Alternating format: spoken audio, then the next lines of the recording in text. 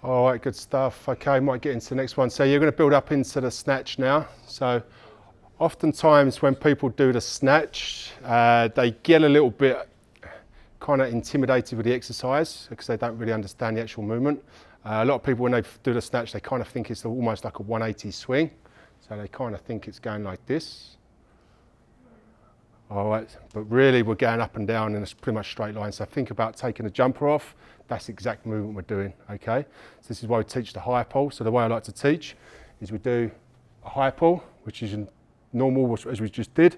Then we do a high pull, okay? And then once we're in that high pull position, what you're gonna find is that kettlebell's going upwards. All we need to do then is punch upwards, okay? And it'll just roll over and kiss the back of the hand, okay?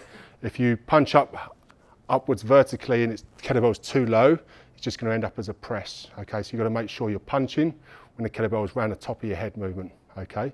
So it's a high pull, a high pull, okay? And once you've done your high pull, all we do is punch up into the air and that kettlebell will kiss the back of your hand, okay? When you're at the top, there's a couple of ways you can bring it back down to the bottom, okay? I'll just show you what I mean.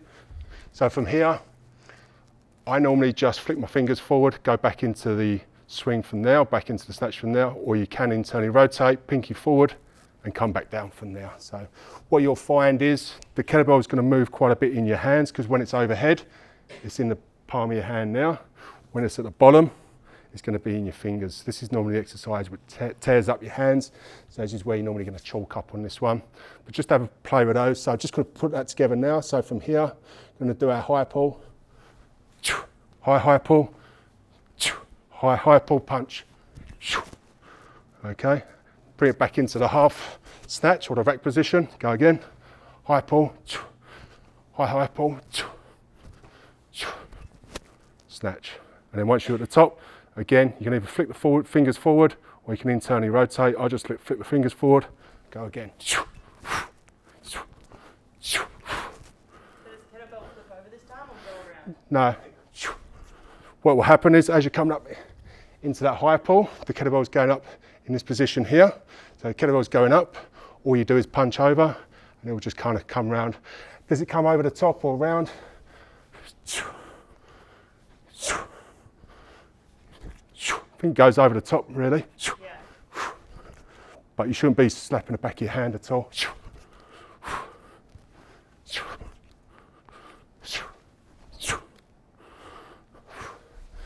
But that's timing as well. It just takes reps. All right, guys, give that one a go. Just when you're in the top position, just making sure you're over the midline. So we don't want to be out here, stacked over the midline. Yeah. So just go with those cues, high pull, punch overhead. Just think about taking the jumper off. It's that exact same movement. You're going upwards. You're not coming out from the body and bringing it back. You're going straight up. Yeah, that's good. So when I'm teaching that high pull, guys, when I'm teaching a high pull, that's not really an exercise that I'm teaching. Like I won't say, okay, let's do 10 reps of a high pull. Yeah. I only teach the high pull as the transition into get into the snatch.